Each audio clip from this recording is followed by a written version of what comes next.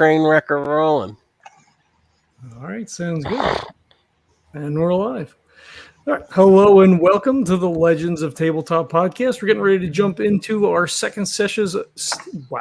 We're getting ready to jump into our second session of the Peril and the Pennines.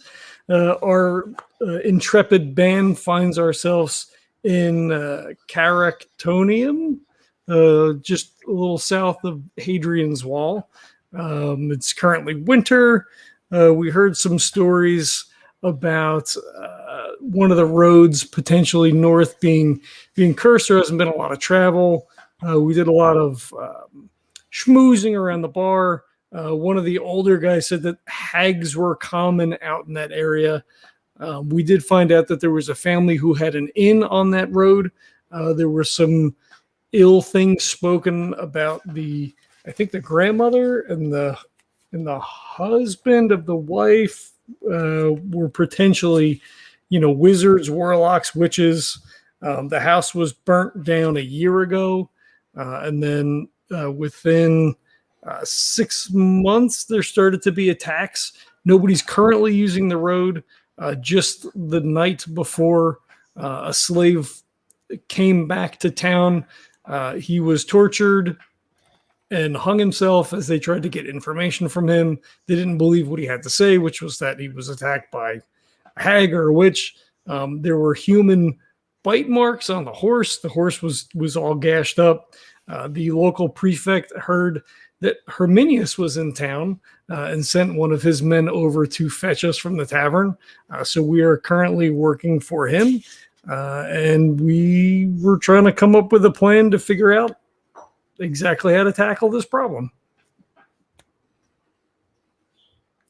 think that sums it up, yeah?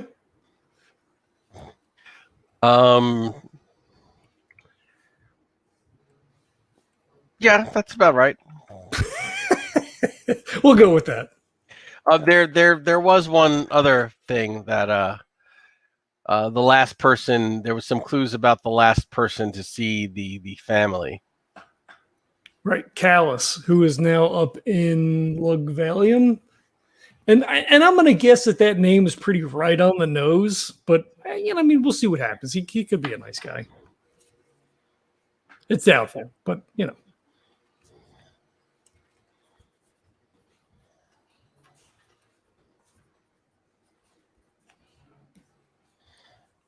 Okay, so we can say it is the following morning of whatever you guys were wrapping up. And what is your plan?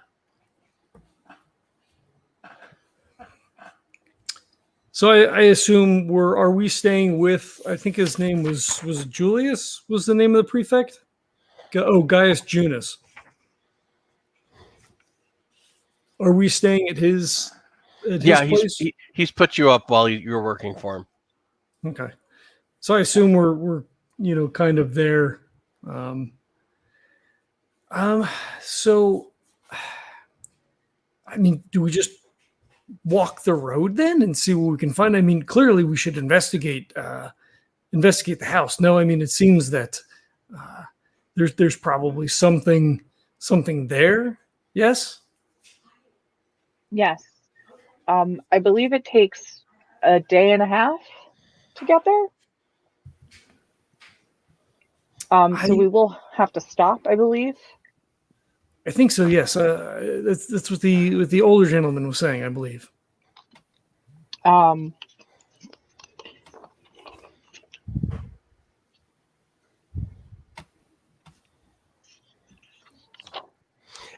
the house is about at the midpoint between these two settlements on the road, where the house once stood.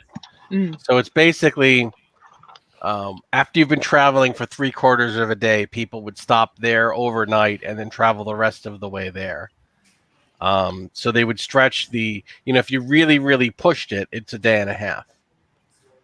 But you can travel like most of a day, stop over at that place, and then travel most of a day. That's why they were making money on the halfway point. Mm-hmm. So if you leave early and travel hard, you'll get there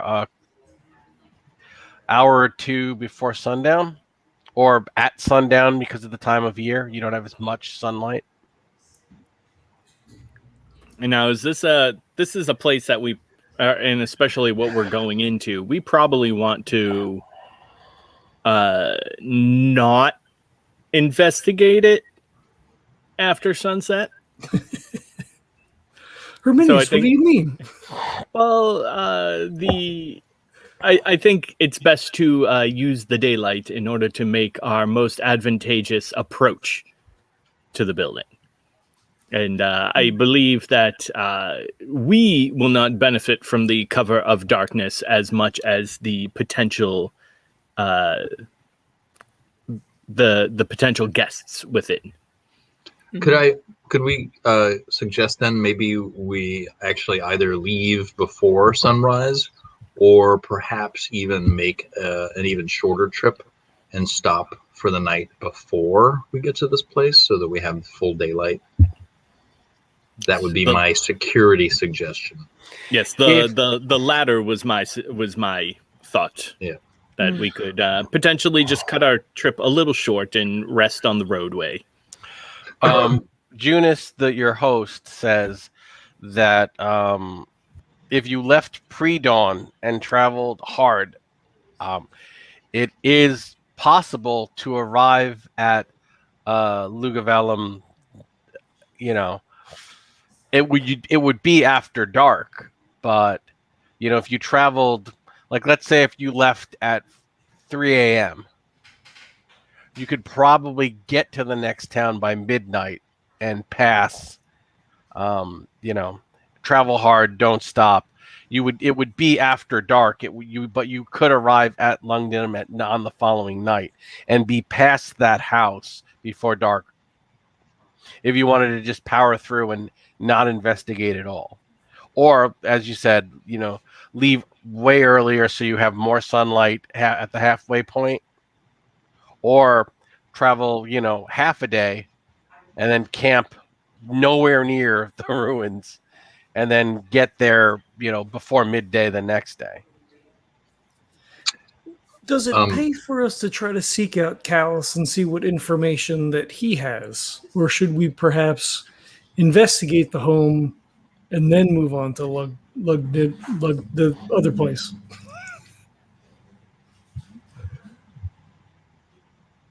Callus is up in Lugden, the other place? Yeah. Correct. I'm going to find a phonetic pronunciation. Normally, I would vote for more information is better, but more traveling may be too much. Otherwise, I would absolutely, from the security point of view, suggest the latter option that Herminius go partway before this waypoint house ruins, rest, and then approach whatever that is. Even if we're moving past, just to go to the L word place, I think we should still consider going by this ruins in midday, even if we're moving past it. I mean, we can do both. If we use Herminius's suggestion and camp overnight and then investigate the home early, we could still push on north, having gleaned whatever information that we may, and then speak to Callus on the following day, assuming we could find him, of course. That would be a plan that I support. I do as well. I suggest we finish breakfast and then pack for a trip then. If we're going to go all the way through, I suggest that we take Daisy in the cart then. Yeah, I was going to ask if we're bringing Daisy 1, 2, or 3. I mean, that'll certainly help. So 2 would make it faster, essentially, correct? Daisy 1 and 2. Well, I don't think we can fit in so well the 4 of us, right? Traveling in the cart, or even 2 carts, right? The cart is more for a limited amount of supplies. Yeah. Tents, food, that kind of stuff, packs. I guess we could fit on, but that's definitely overloading the daisies. We got to be good to our daisies. Is there a place that we can stop for potential supplies? in town? Yeah, we probably do need to load up a bit. I'm giving off. Whatever you need, the prefect will supply, and have it brought here. Okay. He said, just give my steward a list, and we'll send some of our people to the marketplace. Anything within reason, you can count on us. We'll supply it. Herminius, is there anything that you think especially we should try to obtain? I don't know. Is there anything? So we're suspecting witchcraft at this moment, at least one of the possibilities. So is there anything that I believe could be obtained in town that would assist us in like counter spells or anything of the such, wardings? Roll your occult.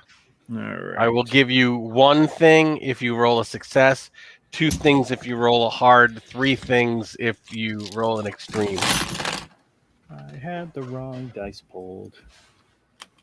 D12s won't help me.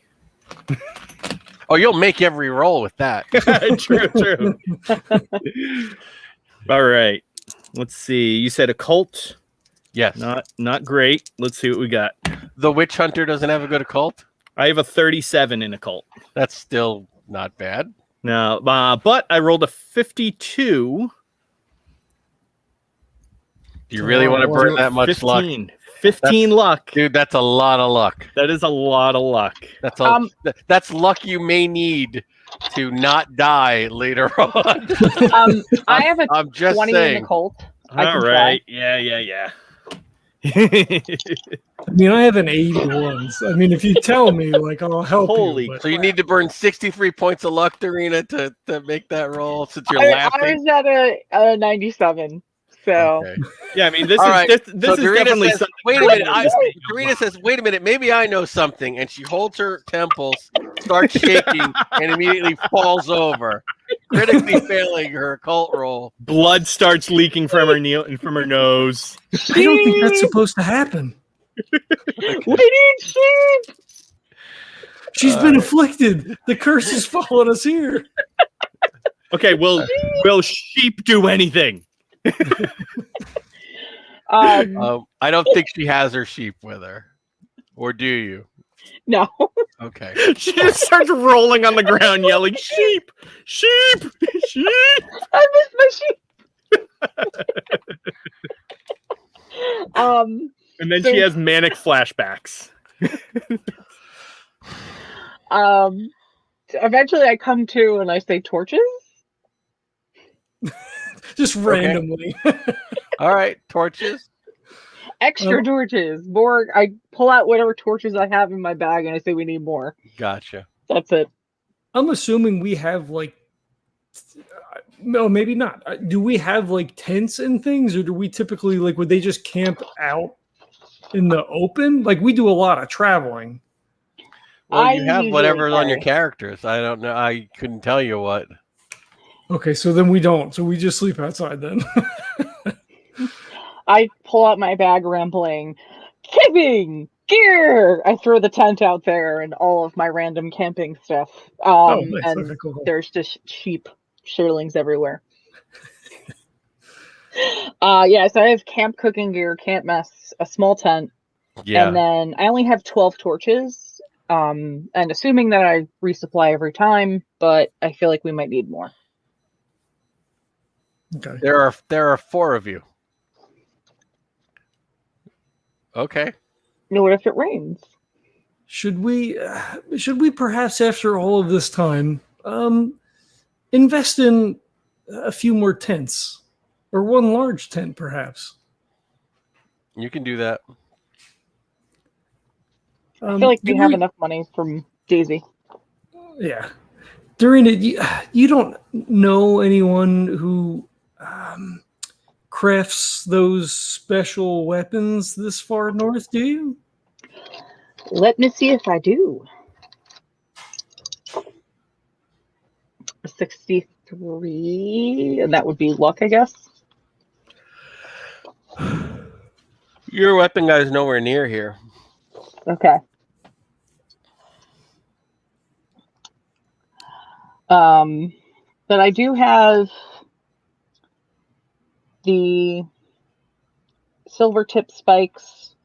I have the arrows. Yeah. So he just reaches down and grabs the poker near the fireplace, then says, "I guess this will have to do then." Assuming it's just like pure iron. Right. All right. So what was your plan again? So we're gonna gear up essentially have his people run to the market, grab stuff for us.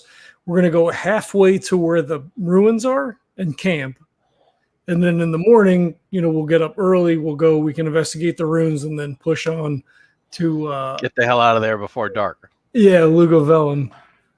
And then see if we can't find Callus. And for those watching at home, I found a website to teach me how to pronounce the name of the town and shared it with everyone. And yes, for those of you playing at home, if you had Lugovalum, you were right. Well, I took the map. You win so sheep. I didn't even know what it was. Okay, so And you're entered into a drawing to win Daisy 3 when we're done with it. Whenever we have to dump her by the side of the road, you get her. all right, on the way there, everyone make a luck roll. Oh, shit. Man, it's a good thing I didn't spend that 15 luck. Oh no! It's really good. Oh, sheep. I rolled a 99. Oh, She's No. waiting for us. Oh my Right. gosh. I got a 16. 56 out of 59. well, I guess Macrion stubbed his toe. That's all that happens, right, Oscar? That's all that happens. So two of He you stubbed his fail? toe. Nope. Mine was critical. Oh, Macrion fails. You critically Only fail. Macrion. Oh. He's really excited. He's kind of bouncing Okay. around. He's swinging. Macrion, as soon as you get like halfway to where you're going to go, you take a bad step, and not only do you hurt your ankle, you snap like half of the tethers on your footwear. So you'll need to make a sand check. Oh, Ooh, I got that one. 11 out of. Okay. You still lose one because the bad step and the breaking of footwear is among the most ill omens a Roman could experience. That's not quite up there with a vulture landing on your roof or seeing a dead body on your wedding day, but it's not a good thing. So he just he stops and he grabs his ankle and then he sees his shoe and he's like, "Oh no.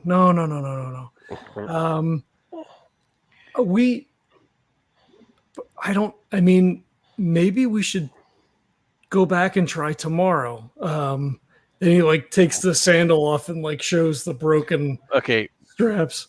Make a craft roll. All right. Or is it a devise repair, I think, is the... I mean, why would I know? I only wrote the freaking... So I have artscraft potions at 30. I think it's repair devise.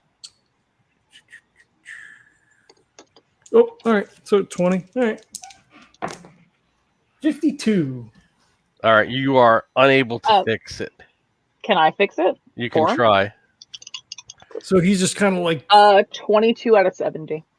Okay, Doreena, quickly, you're like, I think we should turn back. These are irreparable. There's no way to fix these. And she pulls them away from you and literally fixes them, It's almost like your mother tying your shoe. It's like, what is wrong with you? And she hands it back, but you still have hurt your ankle, so you're going to slow the rest of the party down. can't we put him in the cart?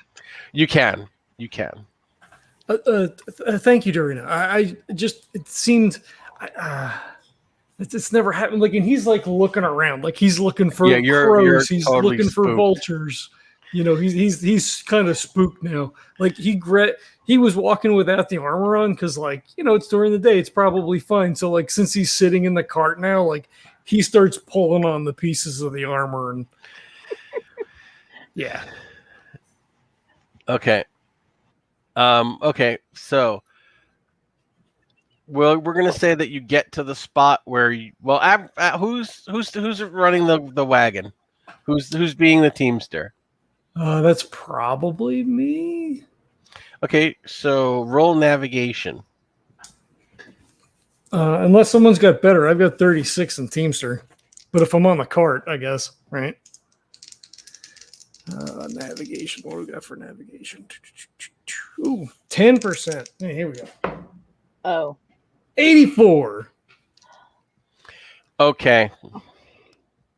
Okay. I give up.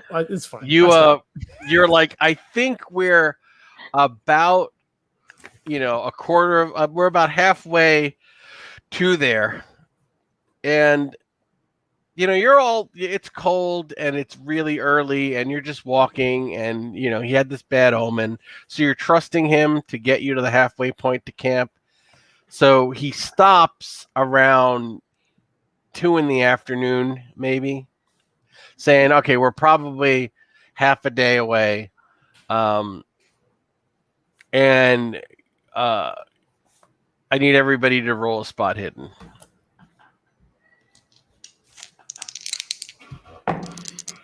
Oh, I got that one. 7 out of 54. So hard extreme success. I'm spending 2 to make it. Okay, for those who make it, way ahead on the road, maybe 100 yards. You start to see that the road widens and becomes branches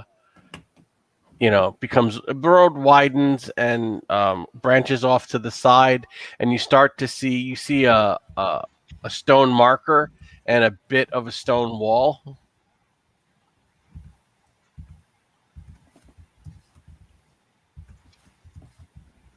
All right, I walk ahead a little bit to kind of put myself a little bit more in between. Okay, you get halfway between where he stopped the wagon and this stone marker, and literally this is the rest stop. This is the ruins of the rest stop. Because before you came back, he rolled an 81 on his navigation of 10. 10. Is that? It seems like a really weird place for there to be a wall in the middle of the. So he basically screwed up and went way too far ahead, and now you're like 200 yards away from the actual ruins. And what time is it? It's about 2:30 in the afternoon. Sun's going down at 4. It's 4:30. Okay. It's winter. I'm gonna look around and listen listen as well, just to hear if there's anything. Okay, roll. All right, 45 on spot hidden, which is a hard success. Oh, wait, no, it's almost just barely not a hard success. And then listen. Listen, I make, just not great. But. Okay, you don't see anything, and you don't hear a thing, which is the most disturbing because you're out in the mountains. All you hear is the wind. There's no birds. There's no animal sounds. Had we previously heard birds and animals? When you left town, yeah. Even though it was winter, you would, every once in a while, you would, see a bird or a hawk or something. But all right, I walk back and relate this to Doreena and the rest of them. And say, isn't it unusually quiet? I'm in disbelief, and I want to just be like shh to everyone and try to listen better. So I get a 20 out of 50, so that's hard, I believe. Yeah, it's unnaturally quiet.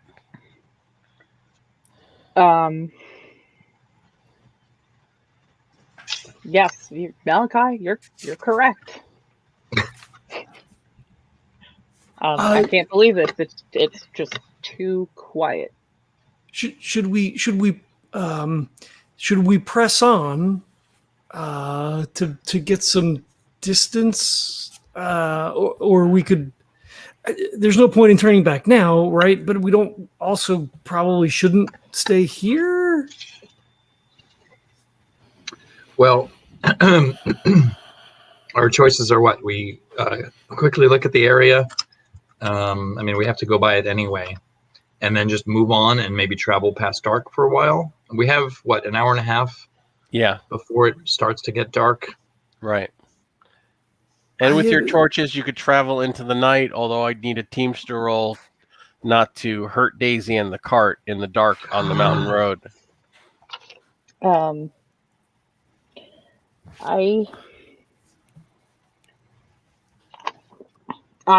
stuck on the fact that it's too quiet and I don't want to stay here. I would be worried that with the silence, perhaps our arrival has already been noticed.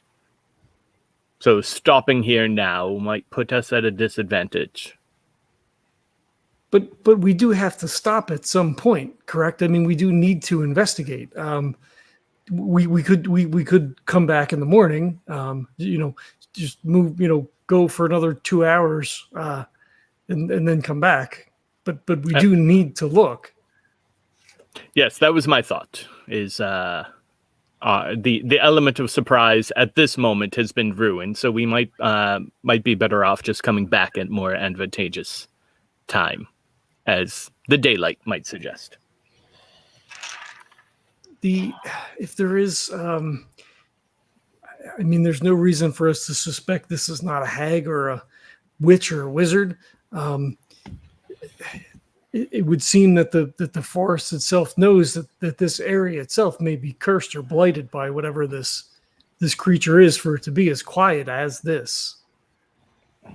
Well, if it is a hag as well, they might be having influence over the area, in which case they could potentially have eyes literally everywhere. Everybody roll a sanity check.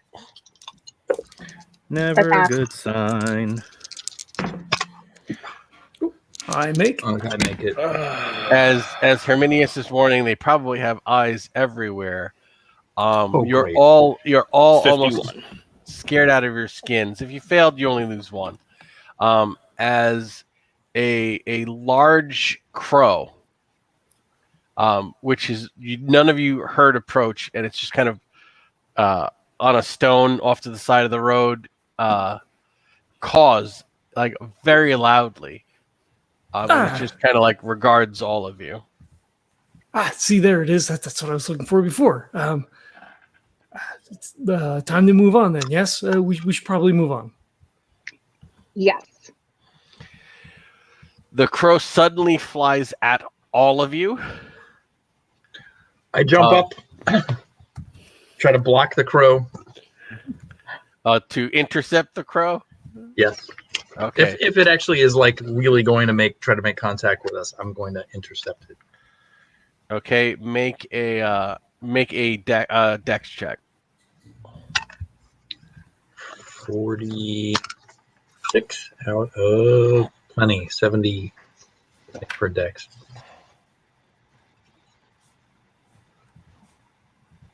Do you make it? Yes, I do. Yep. 46 out of 70. Okay, you do block it. It shows up short. It kind of like pulls up short, flapping its wings, and tries and pecks and claws at your face as it's trying to fly around you. Oh, okay. In that case, I start attacking it back.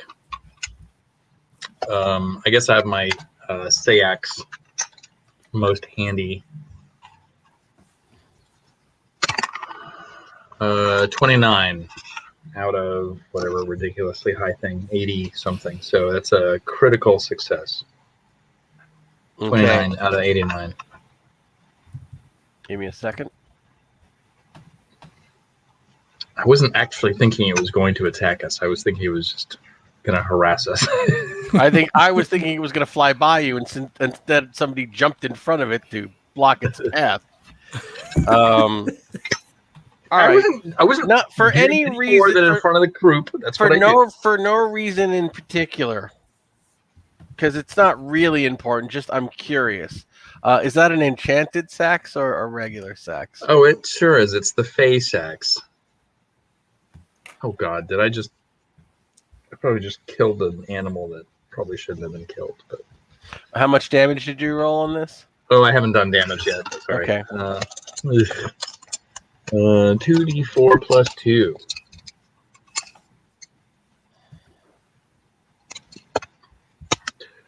2, 3. So 5 points of damage.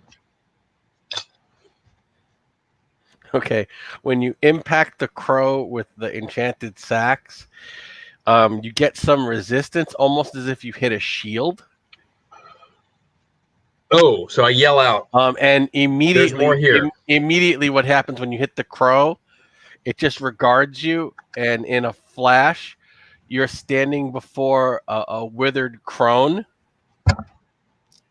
Oh my God! And she, like, literally, you hit the crow, and then flash, and like standing in front of you where the crow was, is this half-burned, hulking old woman with like burns on the side of her face, large fangs. I need everybody to make a sanity check. Oh God! I make. Oh, I thank pass. goodness! I just barely made it. Fail.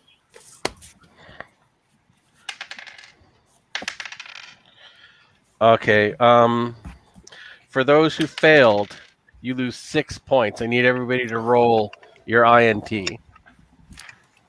Is it no points on a success? 1 point on a success, 6 Okay. points on a fail. Oh my God! And that's a Malachi, 10 you for take. everyone, yeah. Did you have your armor on? Yes. Oh yeah.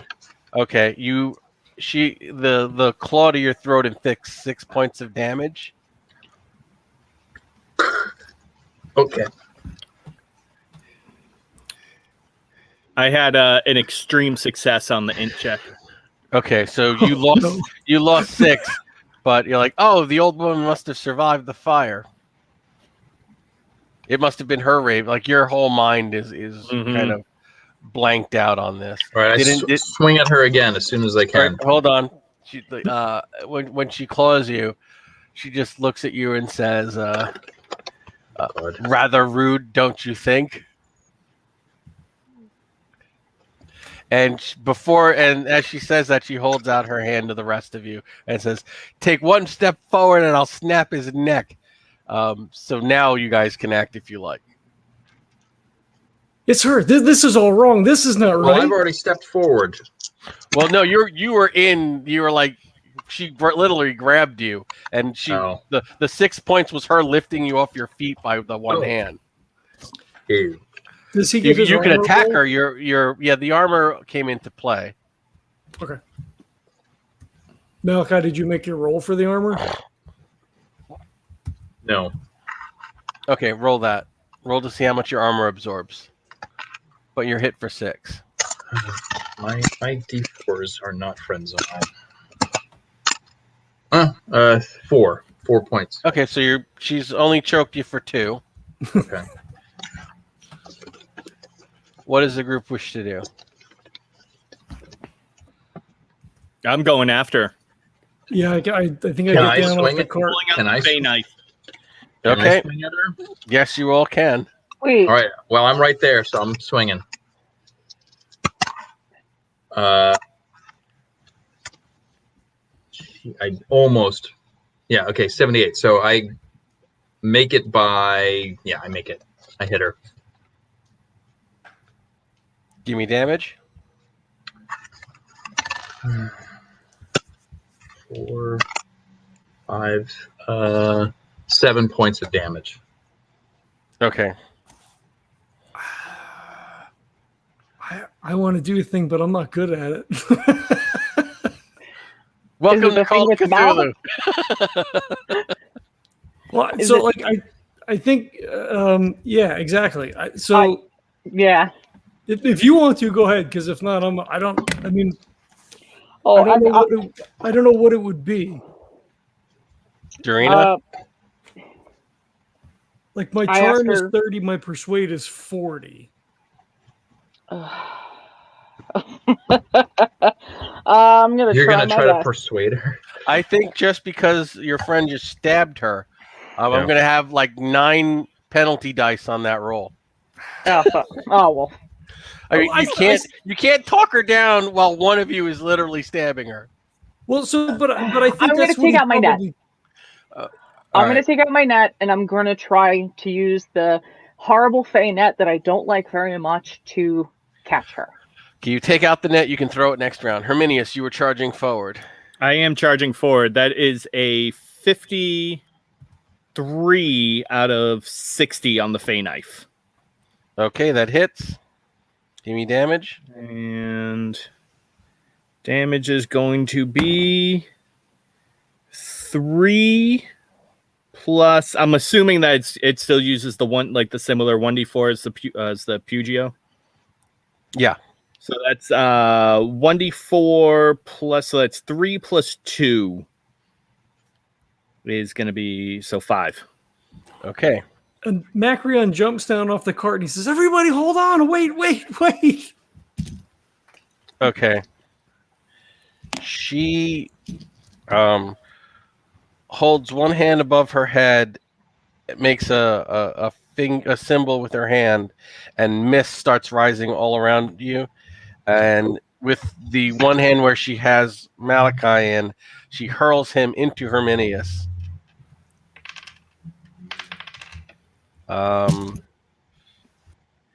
Inflicting 6 points on both of them as they go tumbling into one another. Armor does apply, so if you have armor, roll it to absorb some of that damage. But a very quick mist is rising. And you were yelling, "Wait, everybody, wait!" But she basically hurls him away. Into the path of Herminius, takes a step back as mist starts to rise. You kind of know where she is this round. But Herminius and Malachi are kind of stunned by the tumble they've taken. So Macrion and Doreena, you can still act. And if no one acts, the mist will rise and you will lose track of her. You can still try to attack her because you kind of know where she is. But there'll be penalty dice after this round. Quick question for you, Oscar. Would this be considered a guarded area? I'm not sure what you mean. I have a spell that lets me ignore guarded areas. No, it's not. Gotta try. I think Macrion just yells, "What do you want? What do you want?" Okay.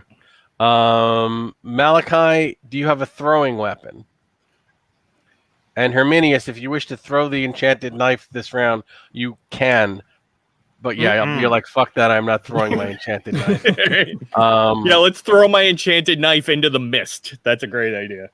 Well, the mist is rising. You can see her. So this round, you can kind of see her backing away into the mist. So there wouldn't be any penalties to attacking her. I don't have a throwing weapon, but I am more than happy to charge into the mist after her. Okay, so you charge into the mist after her. Doreena, you're the only one that... I'm going to be throwing my net. In hopes Okay, of catching roll. her because I can still see her. 93. And you hit Malachi. No, if it was 95, I would have you hit Malachi, but... Might be for the best, honestly. How many more adventures did you say you had? Because I don't.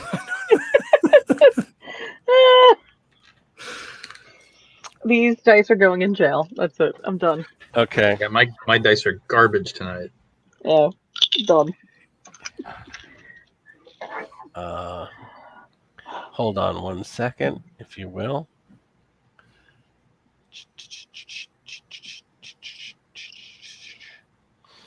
Okay. Macrion yells, "Use words!" Okay, when you yell, "What do you want?" and she moves off into the mist, suddenly you hear somebody like right behind you. says, "I want my grandchildren back." And then you see her. Then you just feel something rushing away in the flap of wings, and the next round you hear, like the roll of thunder coming across the mountains. He spins, and I'm assuming she's gone. Right. Did the kid? I don't. As a player, I don't remember. Did the kids die in the fire, or did they move to? Because somebody moved to town, right? Her daughter did.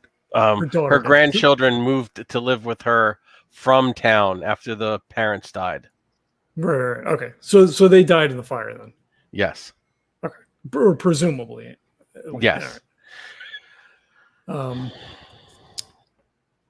So he just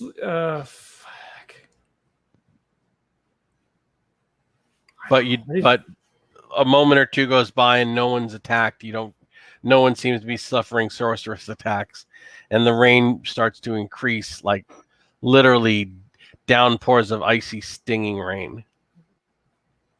Like the storm developed unnaturally fast. Yeah.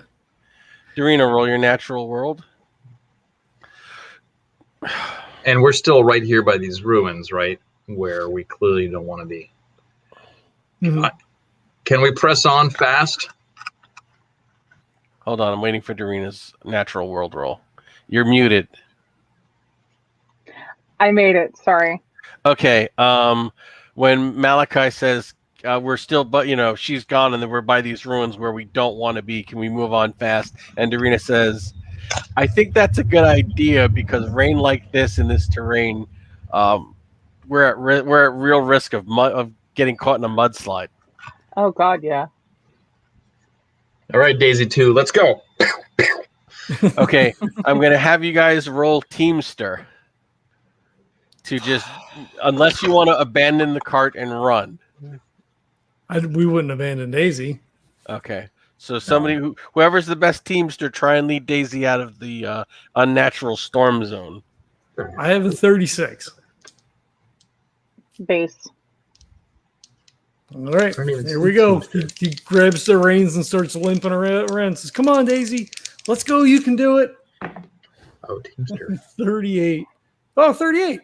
So I'll spend 2 points of luck. Okay. All right. That was such a great epiphany sound right there. You get far enough away that you actually outpace the storm, and it's like one of those storms where you look back and the storm hasn't moved. You can literally still see it raining a few hundred yards behind you. And you realize, okay, that's not a natural storm.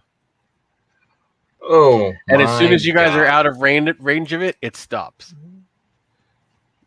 And I go, I'm a little hurt. You guys mind if maybe I ride in the cart for a little bit? Because I'm a little sore. Yeah, no, of course. Some blood comes out of my mouth from internal bleeding. Can I do first aid? Yes. He's got a few cracked ribs from the throw, and he's got I'm gonna spend 2 luck points claw marks on his throat. But your weapons actually did do some damage. I mean, It felt like it. When she was trying to get away, she was trying to get away. Yeah. I don't think she'll make that mistake again next time. Oh no, I don't think we'll be so lucky next time. Right. Regina? I got a 47 out of 45, so I'm spending 2 luck points to make it. Okay, so Malachi, you get 3 points back. Great, thank you. Thank you very much, Doreena. When the mist came up, she appeared behind me. When I asked what she wanted, she said she wanted her grandchildren back. Her grandchildren are alive, right? They had. Well, we assume they perished in the fire with her. With her. Her daughter had moved to town, and when things went poorly with the husband and they had passed, they went back to live with their grandmother. But I believe they said that they didn't find bodies. Mm-hmm. Yep, they didn't. Well, as I Which- said, we assumed. Yeah. Or the town assumed. Yeah. All right. Well, looks like we got a mystery on our hands here, folks. Well, the perseverance of a witch, especially one who is able to cast such magics, it's no doubt a surprise that they were able to weather such an event. If they were dead, she wouldn't be asking for them. Is that something safe to assume here? I think that's a fair assessment. But I'm not the scholar. Okay, you have two choices. Are you staying in the area and trying to finish her off because she is wounded, or are you going to press on to Lugavellum? Lugavellum. And come back another time. Yeah, I think so. So Macrion says the last person to see them alive was this Callus. If perhaps he took the children, set the fire as a means of covering his escape, and then if the family was in possession of some powers, she was unable to move on or came back for vengeance. Perhaps he has the children in Lugavellum, or maybe stole them and sold them into slavery. I don't know if we can make it there tonight. We can push on through the dark, or just wait a little ways off out of her area. But he is probably the key to this whole thing. Well, what is our plan after, if we do happen to find the children alive and we bring them back here? What is our plan then? Are we simply to hand the children over to her and let them be? That's a fine question. Well, I mean, she clearly has shown Oh, contempt for everyone around them, and she has already been attacked once. That which will put her on her heels. What Yes, is to but- say that she will not begin to simply attack everybody that comes through here? She has been attacking everyone who's come through here. yes. Well, I meant like after we give the kids back. What? But if she's asking for the children, everything has lined up based upon anniversaries. I don't see a reason for her to continue doing what she's doing. Is that a risk you are willing to take? I believe we should. Yes. Should we not? I think that is a risk that I'm willing to take. When we were in Londinium and the villa next to us caught on fire, was not that spirit set at rest when we returned with his daughter? If she knows that the children are alive, perhaps it will settle her spirit. It depends on whether or not she's actually alive. Yes. Your assumption is that she is a spirit, but from what I saw and from what we just dealt with, she was very much corporeal. Nonetheless, no one else has been able to come back and say that this is what she's been asking for, or anything for this matter. Our lives have been spared. I imagine that's for a reason. So I just want to make sure that we are prepared to deal with her if we must. Of course. I do not want us to be under the assumption that we are simply going to hand her these children and then walk away thinking everything is fine. No. That was not my intent. I felt as if Is this conversation going on as you are pushing far into the night with torches on the cart I think what we're saying is we've gone an hour and a half up the road, made camp, and we're now talking about this over a fire. Okay, fine. That makes sense. Yeah. Good answer. Drinking really good wine. Yeah. That is making my ribs feel better.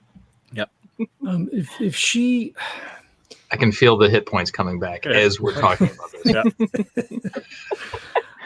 Yeah. I mean, yes, I agree, Herminius. We must be committed to protecting ourselves and the children if it comes to it. But as Doreena pointed out, it seems that she is most active on the anniversary of the event.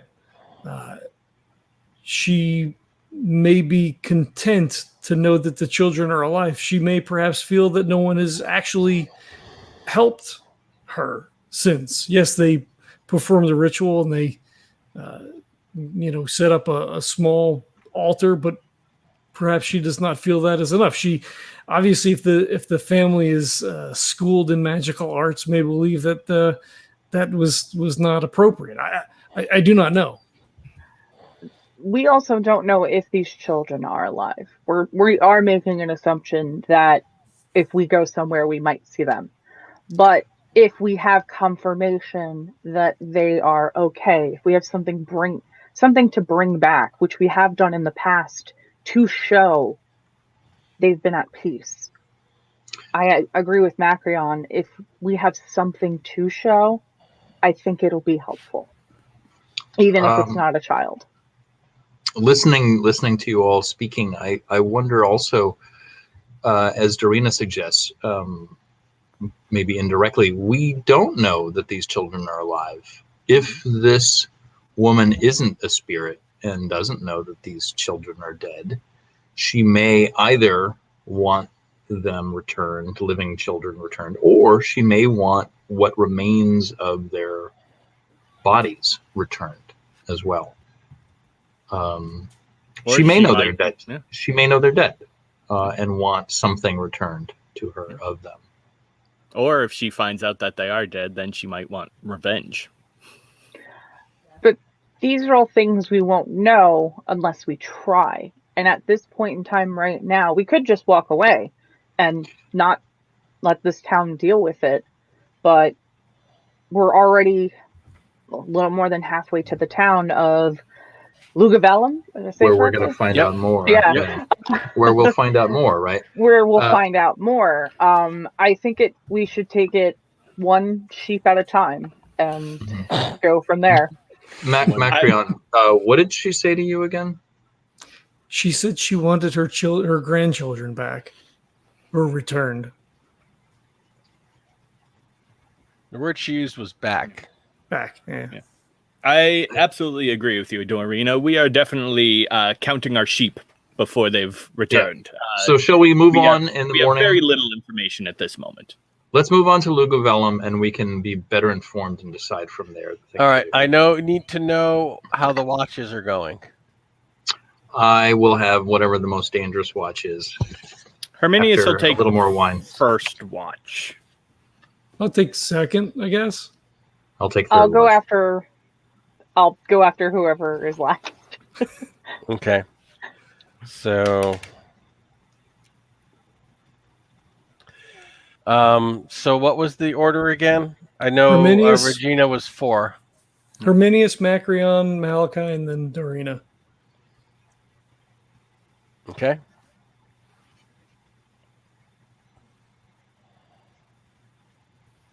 Just give me 1 second. Or should we all just stay up? I mean, we could do it in pairs, I suppose. But okay, give me 1 second. I mean, Macrion would just, belabor the point that this is, what we've sort of signed up for, right? Like this is the job, so to speak, that we've all kind of thrown into and Malachi, doing the shadow work. I need you to make a POW check. Oh, good. I also have this amulet that I feel like I'm about to use. And the amulet is? So I have, hold on 1 second. Okay, 28 is my POW check. I have this amulet that I got a long time ago, and I never use it. Charm of the Sun. Bonus die against magic once per day. You can make this POW check with a bonus die. I guess I don't need it right now. Well, you got 28, yeah. Yeah. Is that a hard success on your POW? Because this is an opposed POW check. What's your? Oh, it sure is. It is a. It is a more than hard. It's almost a critical success. Okay. You almost don't realize it until you're halfway through the act. Oh crap. And then you manage to stop yourself, and it was almost as if you were in a nightmare and dreaming and thinking, wow, this is very unpleasant. I would never do this in real life. And then you were like, wait a minute, I'm still awake. And you managed to fight your way through the effect. And you see yourself with your sacks, and you were about to slit Daisy's throat. Literally, you had the blade out, and you had her mane there, and the pony like she's just looking up at you almost in terror. Not and Daisy. You managed to like drop the knife, drop it and back away, and you realized you just resisted a very powerful dominate spell, and you just hear like cackling laughter echoing throughout the hills, and it wakes everybody up. So make a sand check. Oh my god. I'm assuming that cackling laugh sounds familiar. Yes.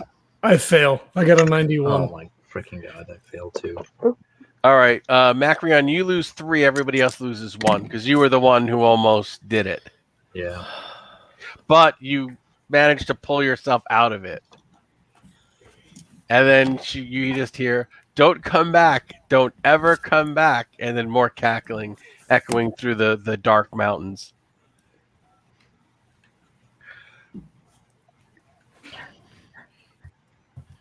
So I know What I said about that with we your should grandkids? come Go back ahead. with the kid. Yeah, maybe that's not. Yeah, Doreena, you got it. I was Maybe gonna say, that's not the best plan. You are so If we- so lucky you made a hard success because I imagine she'd want us to come back if we have her grandkids, though. Herminius now has his fey knife out against a hewing stone, and he is sharpening it. So hey guys, maybe we should hit the road. What do you think? A little early start today? That's fine. It's Right. not like any of us are going to sleep. We'll get coffee up in Lugavellum, right? All right, let's go. Okay, so you get into Lugavellum. We're all saying it now that we know how. So you get to Lugavellum. Lululemon. We're going to Lululemon. And you get there, and you guys you are like soaking wet, covered in mud. Two of you, two of you are limping around. You all look like you haven't slept. All you want to do is find a bed and a stable for poor Daisy. Oh my god. I can't believe I almost just killed Daisy. Do we know this? I tried to. Well, he tells you that. He's mumbling that on the road. He lost 3 sand from it. Okay. I tried to think what would be the most horrible thing she could have a dominate person, a victim of a dominate spell do. And I'm like, oh yeah, kill Daisy. No. Not like we kill don't have one of us. two. The donkey. No, I think it would have been worse killing Daisy. Okay, I'll never get that expression out of my head. Right. The look in her eyes. So you're in town. Do you guys want to find a place to sleep for a few more hours, or do you want to grab some hot tea and just press through and try and do whatever you're hoping to do here? I think resting might be a good idea. Yeah, find a place to stable Daisy, pay the extra to have her, wine. get the extra good hay and have her rub down. Okay, Yeah. you go to a tavern, Yes. and you get a room and stuff, and you're sleeping there for like 3 hours, and then you get a knock at your door. Travelers, I'm sorry to bother you. There's a member of the watch here to speak with you. I go and answer. Make Okay. sure it is somebody from the watch. The watch guy comes and he says, hi, we've had some reports that you guys came in last night all the way from Carta, whatever the hell. We're not going to do this again. But the town of the south. Yes, that Yes. is true. That road's been impassable for over a week. How are you able to manage it? How was it impassable? We've had reports of a mountain hag. There have been attacks. How How many attacks? Hey, buddy, you see how we look right here? Oh, you encountered her and We certainly survived. did. Something like that. Well, you're either very lucky or great warriors. You didn't Yes. dispatch her, did you? I guess not. From that look, I suppose not, sir. Oh no. Well, I would suggest taking the road east to Coria and then back south if you wish to return. Best not tempt fate twice.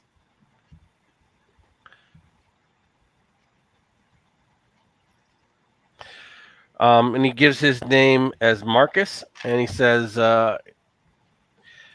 he asks, why have you come to Lugavellum?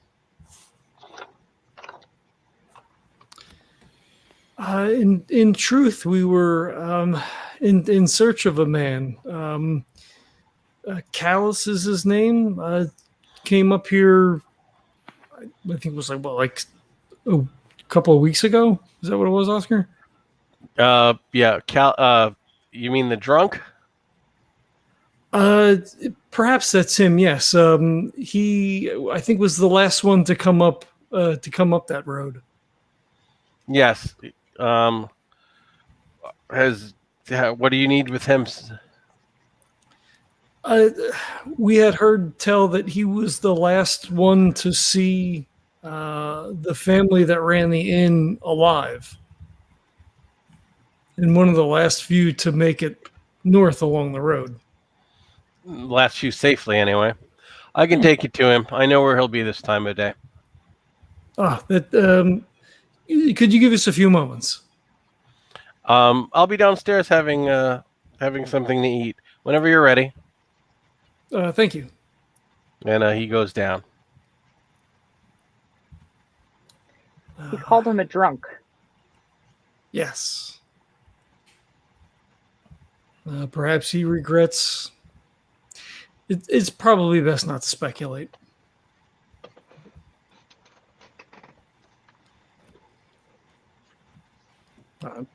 Just kind of like roll out of bed and splash some water on our faces and go down, maybe hopefully at least grab like a hot cup of tea or something before we head out. Right. If he's eating breakfast anyway.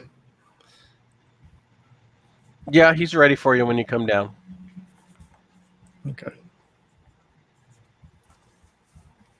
So I guess we get tea and sit at the table with him. What can you tell us of Callus? You say he's a drunk? He used to be a merchant. Started drinking heavily about a year ago. Lost most of his money, and he cheated some people out of money in his merchant dealings. Now he works for the laundry. Yes. Are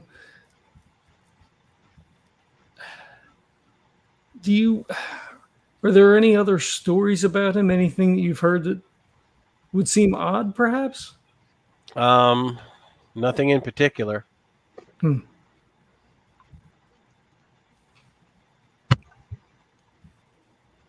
When he came up, did he come with anyone? Do you know? No, he was by himself. Okay. Be worth describing these kids at all? I don't think we know what they look like, do we? No, you don't. Or, two children from... Before, you said he was a merchant. Did he travel to Lugavinium often? Yes. Did he have a shop? No, he was a traveling merchant. He'd cart material from one city to the next. And what material would that be? Whatever was needed from one place to the other. He would usually take orders. We'd often travel the road between Lugavellum and places south.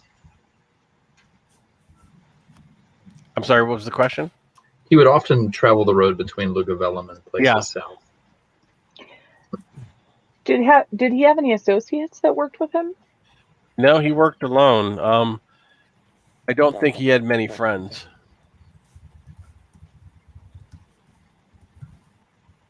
Do you know of some of his former customers? Lots of people in town have had dealings with him, but never for long. Like I said, if he was any good as a merchant, he wouldn't be working at the laundry now. Hmm.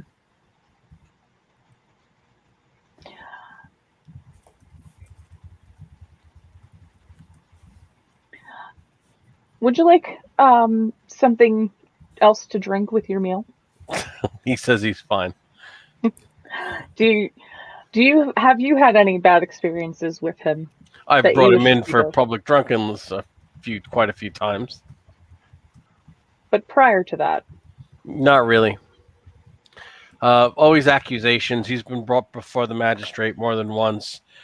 Civic disputes over his business dealings until his reputation was such that no one would deal with him. hmm.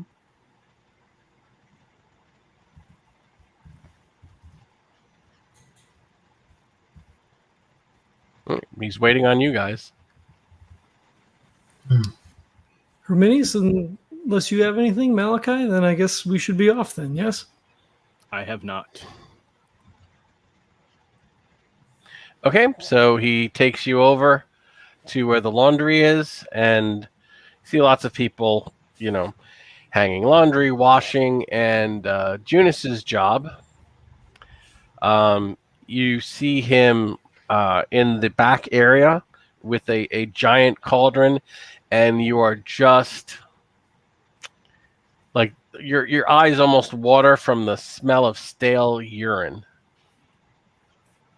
And you see that he is dumping an amphora of urine into a boiling cauldron of other urine.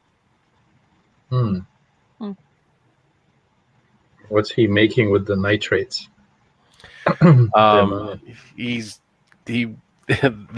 This is how you get dry cleaning in ancient Rome. Yeah. Oh, yeah. It was either that or he's using it as a mordant for dyeing cloth. Right. No, this is how they get oils. This is how you get stains and body odor, body oils out of cloth in ancient times. So he's making laundry detergent. Urine was actually a very valuable commodity and taxable because they needed it for washing clothes. So that's his job, collecting the urine across town to bring to the laundry. And he just, appears to be a thoroughly, just a broken man, like a dirty tunic and bloodshot eyes, and just mindlessly working at his task. And he barely looks up when you guys enter. The Vigilus is still with you, and he's just kind of hanging out outside. I'm doing spot hidden 08. You don't spot anything out of the ordinary. I guess before we go in, if the Vigilus is going to stay outside, Macrion just asked, is it possible that we could pull him from his job? I don't know what the protocols are here. Oh, let me handle the protocols. Thank you. He's like, "Oi, Judas, out here right now! Some decent folk want a word with you." And the guy comes like scurrying out, and he just points to the guy, and you can tell this guy does not really like him. The local police guy just does not like this guy. And he says, "I've never seen these people before. What business do you have with me?" Your name is Callus, yes? That's right.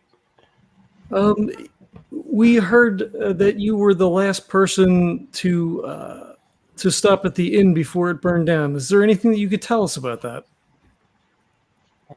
No. I stopped at the inn.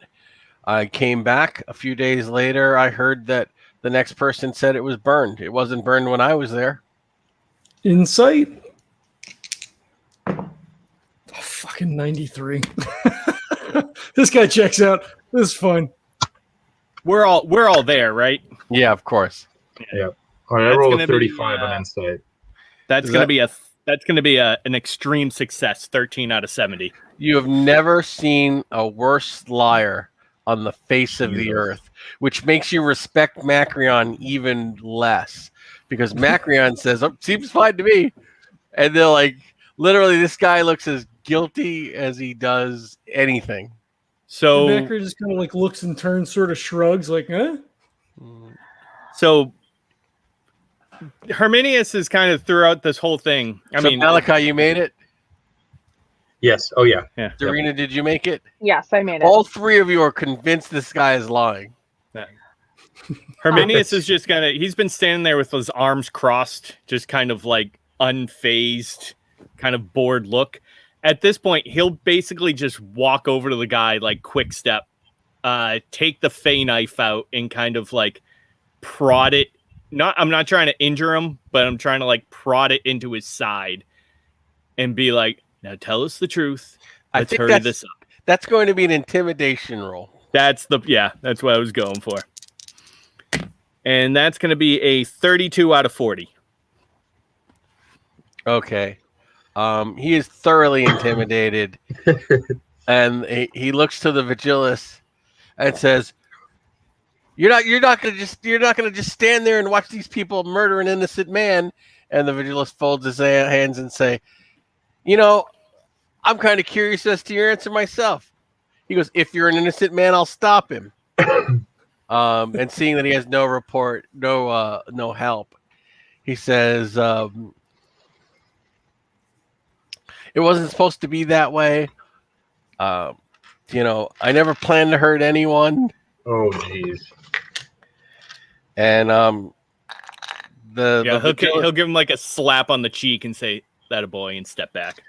Okay, the Vigilus says, keep talking, and basically the story comes out that he was robbing the place in the night, and the older of the two grandchildren came in and found him, and then tried to stop him, and he ended up killing all three of them. And he said that he set the fire to at least give them a proper send-off, which is a fucking lie. And then you kind of roll insight.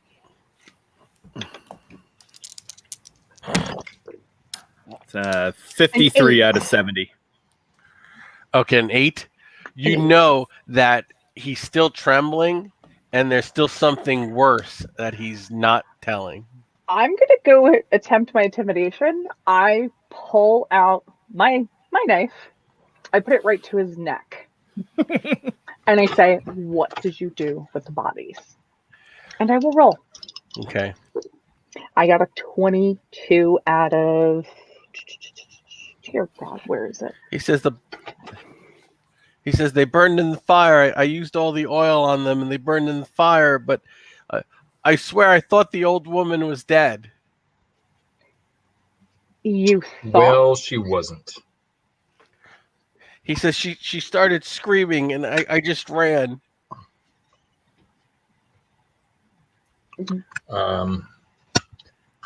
Insight 14 out of a lot. So is he starting to tell the truth? He's telling the truth. He set her on. He basically, after he stabbed her and she collapsed, he set her on fire and she started screaming. So Herminius will sheathe his knife at that point and say, "So which it is?" And okay, but one thing that when you saw her, she didn't look human anymore. She was like this hulking, burned crone with almost clawed hands and superhuman strength. So Haggett is then. Right.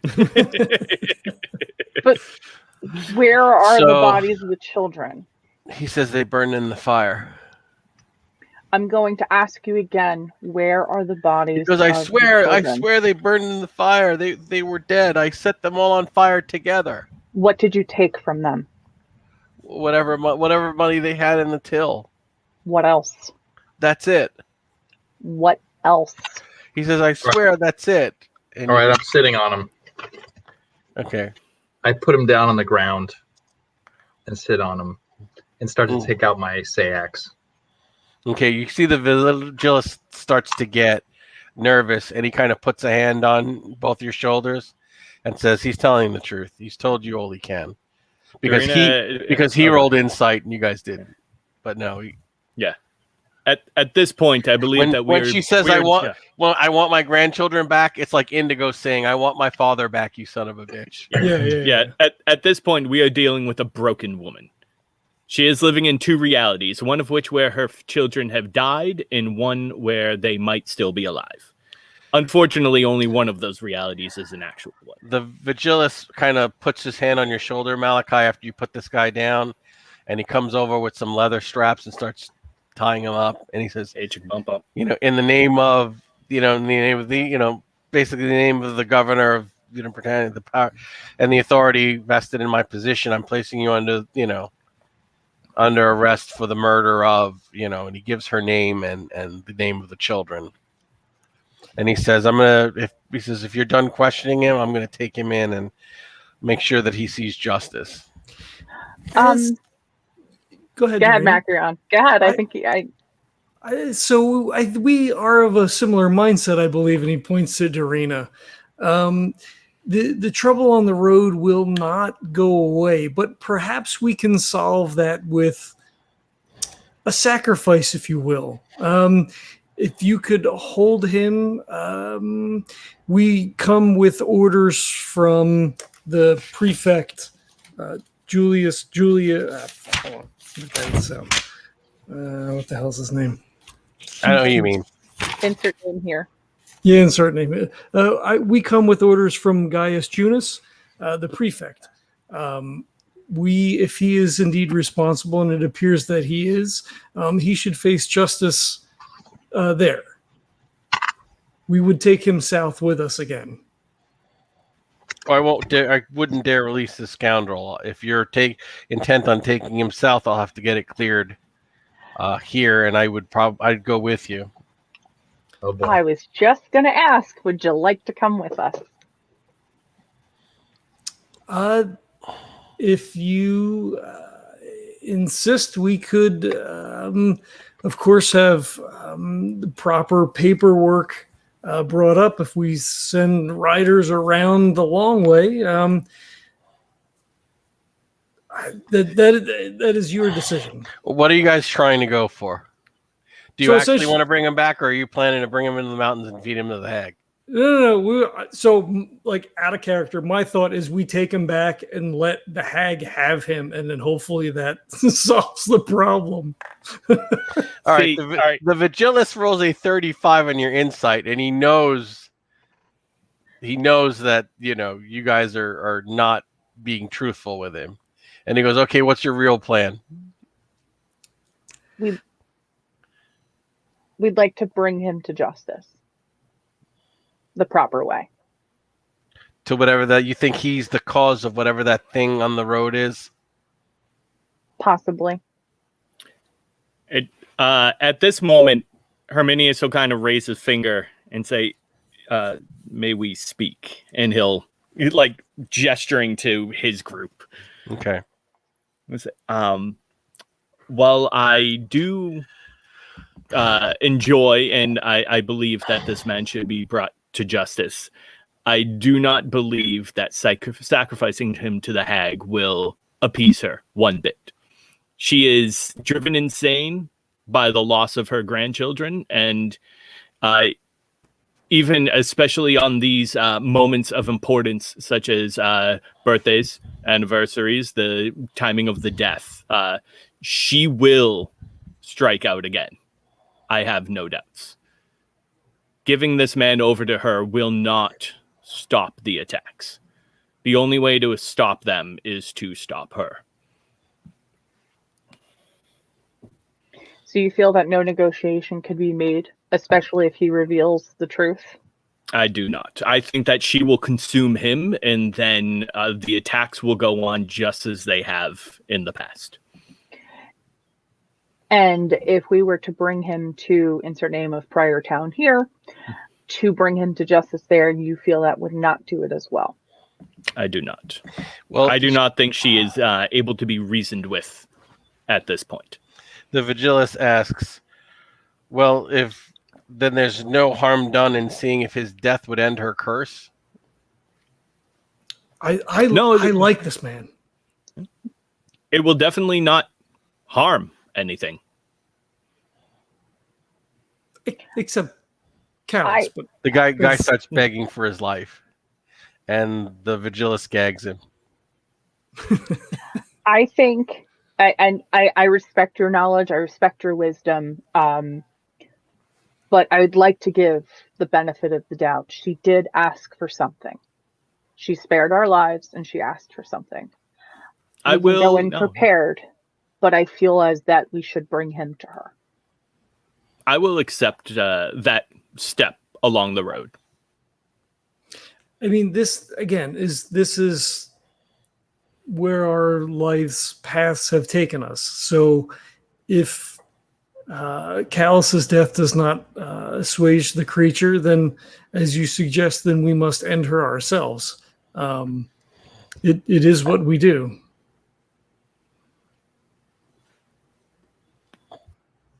All right, so what do you suggest? What do we know of her from before this happened? She was just What she was like? peaceful woman whose family had a dark past, but no one really thought ill of her. Do we know anything about the dark past? It was rumored that she was descended from druids. Okay. I'm just curious. I mean, would she accept that there is sort of, Roman justice, legal justice happening as some sort of, as Herminius suggests, I think she's beyond that kind of thinking. My only concern is at this point we've had a close brush with her. My inclination for the good of the party is that we don't do anything to engage with her and possibly risk another encounter, because she will be probably far more effective the next time around. At this point, a crowd has started to gather as news has gotten out that this guy was responsible for murdering the old woman and for bringing the hag, because you guys were having this conversation in front of a whole bunch of people in the laundry. And it starts to get ugly. There's literally like 100 people on the street. And the vigilist says, he's in custody. I'm taking him in. And people are like, why wait? He's the murderer. He brought this all down on us. And he goes, I didn't do anything. She was alive when I left. And, he's like trying to spit out the gag and mumbling. And the vigilist is like, if we're going to bring him in, we need to start moving before this crowd gets any bigger. Can I count on all of you to help me bring him in justice, or? Yes, of course. Okay, I need everyone to either make a fast talk, persuade, or a intimidation roll. Whichever one's the highest. I just make intimidate. Let's see. Fast talk. No. Intimidate. No. Intimidate it is. Persuade. Herminius? I can't hear a word you're saying. I rolled a 100 out of 70. I rolled a 79 out of 40. Oh my god. Okay, you guys do a good job of keeping the crowd back for a bit, but it gets really unruly and they just wade in. It's now about 200 people. You're like halfway to the thing. And you realize that lots of people know people who've died from the hag in the last few weeks. And nobody really liked this guy anyway. So if you want to defend him, it's going to be combat. If you want to let the crowd have him, that's all they want. Well, I guess this one's solved.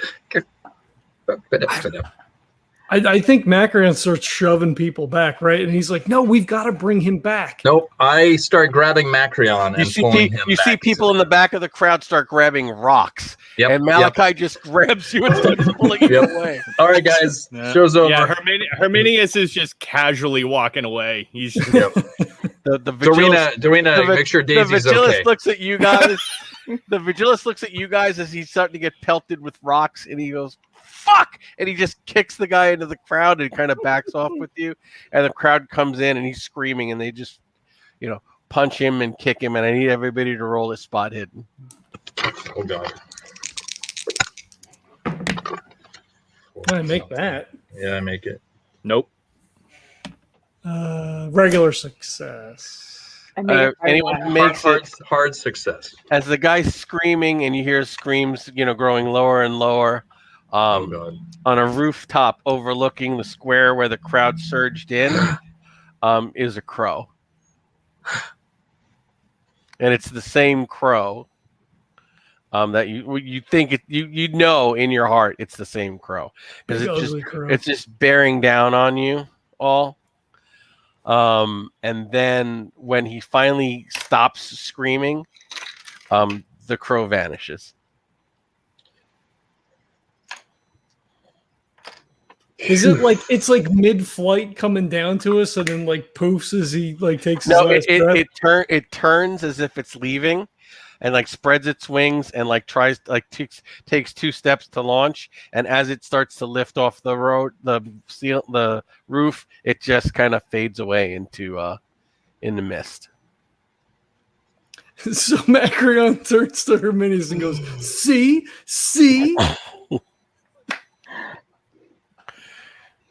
Honestly, that could have gone any which way. At least half of which would have involved one of us dying or more.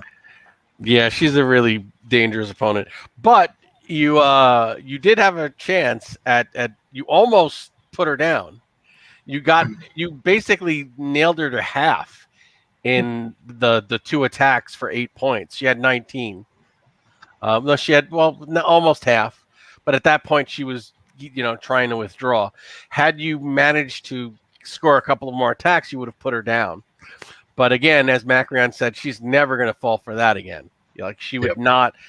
She did not expect you to have multiple enchanted weapons, let alone any. So after you missed that chance, it would have been twice as hard to kill her. If you had found her lair before she healed up, you would have had a fair chance. But you guys were, wounded, intimidated, and I think backing off was the best way to do that. Herminius has a mental pin in that location. For a place never to go again. Oh, right. Quite the opposite. Oh no! Oh no! So that is the adventure. You all get back 1d. Everybody roll 1d8 for your sand recovery. D8, Jesus. Got 1. That's the sand reward. That's a sand damage for encountering a hag. So that's the reward for driving. In this case, putting this one to rest. All right, that's the sand back. Okay, nice. Yeah. Awesome. That is me back. I think it is very good. What's the luck again? Luck. I think you need to make a luck roll, and I have it somewhere. But Okay. Yeah, we'll figure that out before next session. I'm still a little. I'm down a couple hit points, but I'm hoping maybe we can just lay low in Lugavellum for a while. Yeah, you could be here. Seems like a lovely little town. You could be here until your guys are healed up and ready to travel on. Plus, I feel like Daisy and I need to spend a little bit of quality time. I need to groom her for a while. After the crowd tears him apart and we see the crow, like he just throws a hand on the guy's shoulder and he says, "I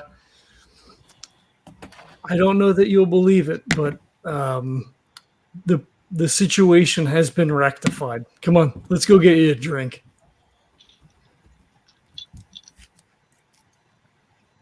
Give me 1 second, guys. I definitely am going to spend some of my pocket change on whatever the best wine is this town has. First round's on me, folks. And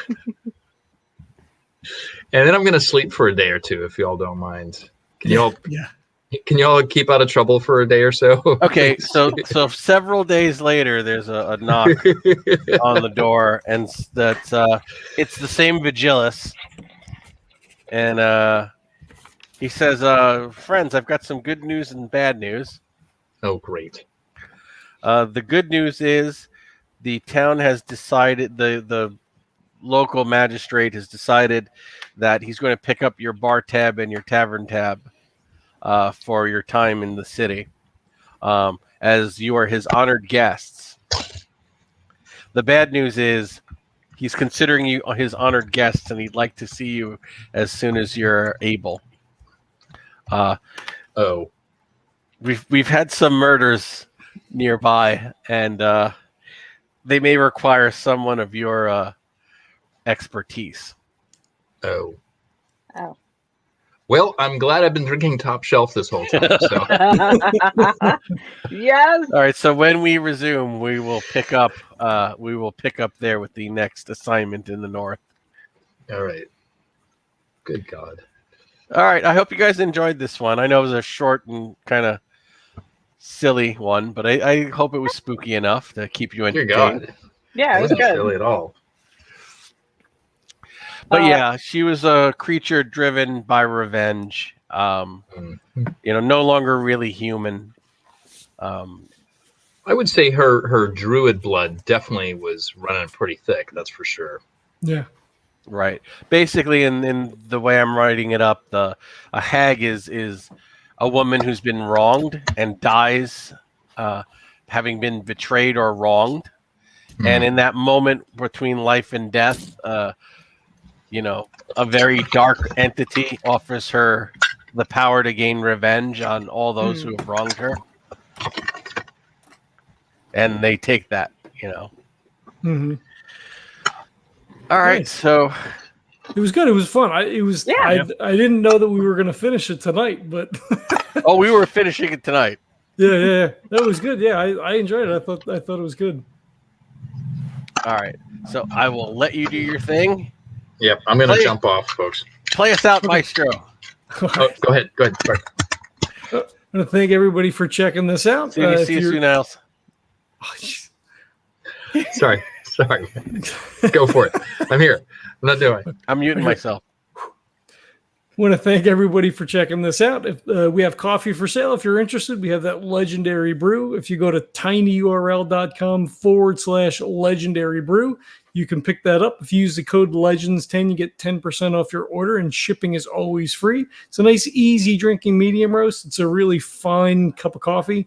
There are also a few other blends over at Birds of a Feather as well. They're also fantastic, although I cannot attest to the decaf because why would you drink decaf? I don't know, it defeats the whole purpose, but I'm sure it's great. Tastes really good. We also have our Patreon up as well. We have early releases, outtakes, post shows, and things like that. If you're interested, that's cool. If you like this game in particular, would much prefer that you throw some money over at the tip jar over at goldengoblinpress.com. We're going to play games anyway. The Patreon's there if someone wants it, but yeah, support our creators who are doing stuff to allow us to just come on and dick around and play games for a little while. So thanks again. Ratings and reviews on iTunes or whatever your podcatcher of choice is as always extremely helpful. Bumps us up in the algorithms. You got all this stuff. So again, thanks for checking us out, and we'll catch you next time. Peace. Bye. All right, folks, I'm going to bail because I got to get back to exams. But thanks a lot for a good night. See you Thank later. you. Take care, everyone. Bye. Bye, Nils. Bye. I don't know if we're actually post showing, so we're still recording. If we're not, then I'll just turn it off.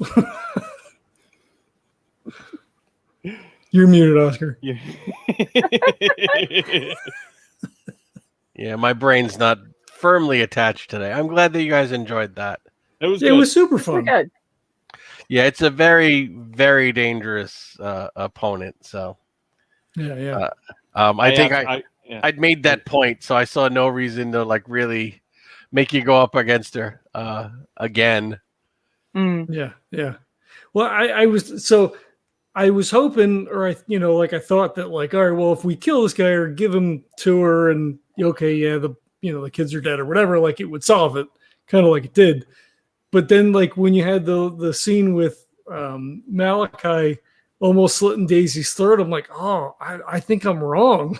Like, this just seems really bad now.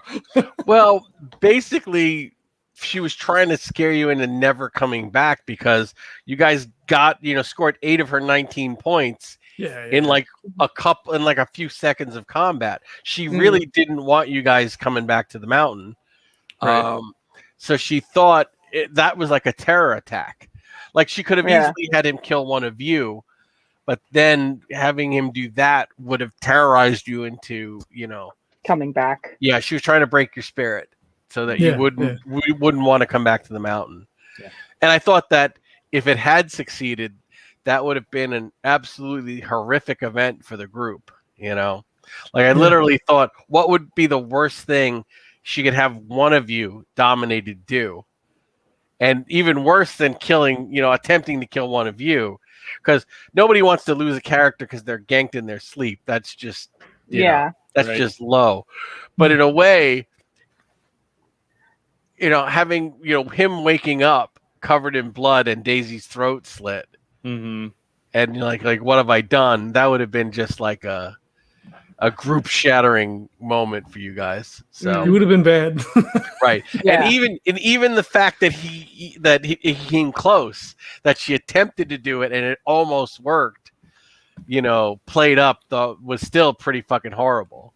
At that moment I was ready to go up the hill.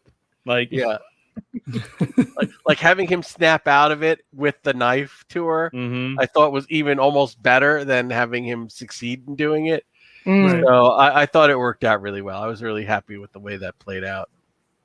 Yeah, that was really good. Yeah, it was definitely a fun scenario. I could see this as a a short con adventure. Yeah. Right. Yeah. This is definitely like it's nicely packed together. The direction is a little bit more obvious than other ones. Yeah, there's not a lot of moving parts here. I was hoping this would be like a one session thing, and of course that means it's going to be 2 sessions, right? Yeah. Yeah. I was hoping Bronwyn would be 2 sessions, 3 at most, and 7 sessions later. So 6 or 7. Was it 6 or 7 I have no idea. It was 5. I think it was 5. It was a lot. It was a lot. A lot. And actually, after it was like 4 sessions, I added more shit. I'm like, so this is taking forever. I'm throwing in this, and it worked. I mean, like the whole thing with the Ugolinoc minstrel and his wife, and that was just added. I'm like, all right, it's not going to be a 2-session game. I might as well throw in some extra material. We're already off the reservation, so why not?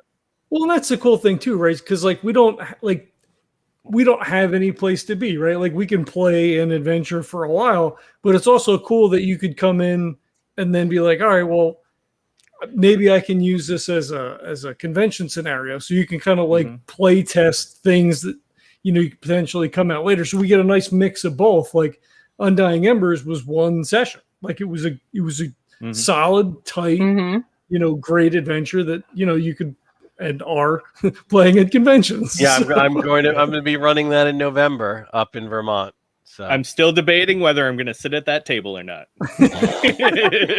So what's really good? I've forgotten most of it already. So if I went, I could probably sit in on it again. I just listened to it a few weeks ago, so it's still. See, you know what? That's smart. I should do that. These are recorded. I could listen to them again. I can actually remember the names, or I should just start writing it down. One or the other. There's YouTube playlists. There's a playlist on the SoundCloud if you just want the audio. Now, I should, as a personal, should just start writing down the names of every game I played, because you never remember anything you play. All I remember is the Western jazz hands. I did really good as a 1920s investigator that I not stole from someone, but I stepped in on another campaign to replace someone. That's it. Oh yeah, and I did Invictus back in 2009. A lot. A lot. A whole lot. There was a con and everything. I sat at a table. Yeah, we've been playing together. We've been playing together almost half your life at this point. Yeah, we can You say weren't. that. You weren't even. You weren't even old enough to drink when we started I gaming. was not. That's true. That is true. Man, think- back in UberCon and before, what is it, 2005, 2006, some nonsense like that. Yeah, I don't remember. It's been a long time. Well, good You and friends, your old toga. good friends, old friends. Hmm. Yeah, I didn't have gray hair back then. All right, guys, I'm gonna bail. Before you jump out, I actually have a legitimate question. Somebody posted a comment on the YouTube video for Mad Woman of Rubra. Wow. So they were wondering what the creature was inside the cranium. He was like, "Oh, I thought it was going to be a Shan. What was that?" And I'm like, "I don't know. I don't think he ever told us, but let me ask him." So we had the Carthaginian high priest. I remember. Let me see Okay. if I can find the scenario. I don't remember what it was, Okay. but wow, Mad Woman. Okay. I knew we had a game, so I wasn't going to bother you like on Messenger because I figured I'd just ask you when I saw you. All right, let me see if I can find it easily.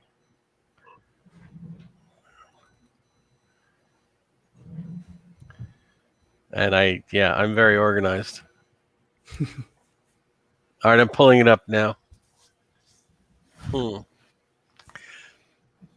This was years and years ago. Oh my god, it's got to be like 17. I mean, I could pull up the YouTube page if the date is helpful.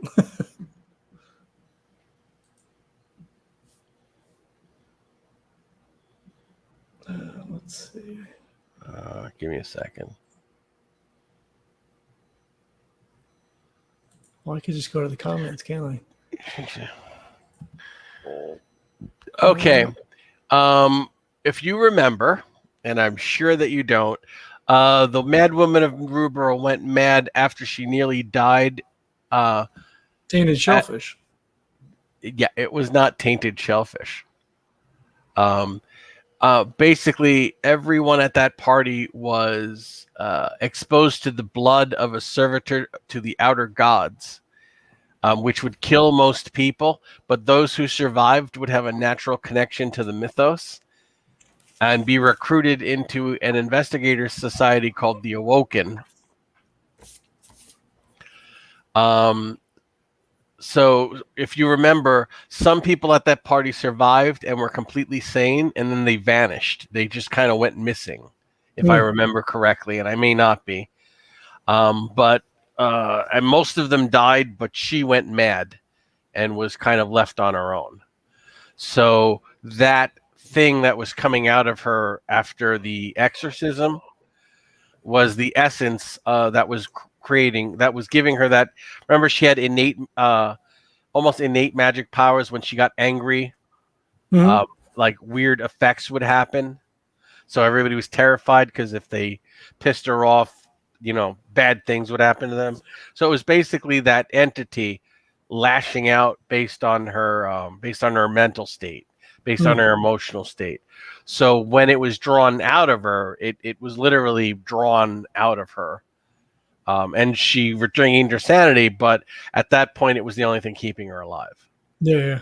Like that fusing with her is the only reason she survived the party. She survived the quote-unquote tainted shellfish, which wasn't really tainted shellfish. It was wine that was diluted with this blood of this mythos entity. Okay. So it was just it was literally blood then. It was like the blood of a servitor of the outer gods. Yeah. But Okay. given consciousness and fusing with her, yada yada yada. Yeah. Okay, cool. I will post up a comment and let them know. Wow, mystery solved. All right, guys. I'll talk to you soon. Take care. Have a good Take it night. easy. Good night, We'll see ya. everyone. Good See you night. later. Night. And we out.